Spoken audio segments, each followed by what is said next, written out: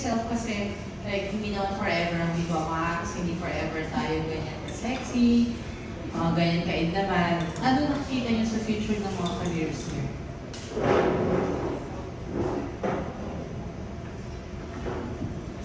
Ako po, gusto ko po ituloy yung pag-aaral ko ng engineering kasi nag-stop po ako dahil sa work.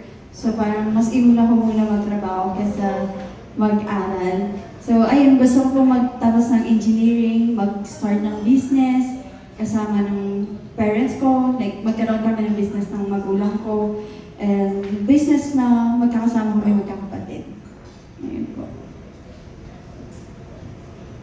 Ako po, nag-start na po ngayon ng business ko, kaya kumbaga, syempre dapat may ano pa rin po tayo, may mga second option pa rin po tayo sa buhay natin. Kumbaga, hindi tayo pwede umasa sa isang bagay lang.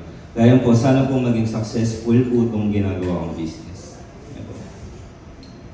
Ako po kasi yung regular work ko talaga is interpreter, Japanese po. So, I've been working for 7 years.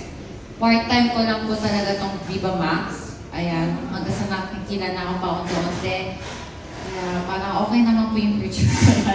Gusto ko po makapangasawa po talaga, magkaroon ng baby. Siguro mahihirapan po siguro ako makahanap kasi dahil dito sa industry na to. Pero hindi naman po siguro lahat na makakapag-isip na alam nyo na po yun.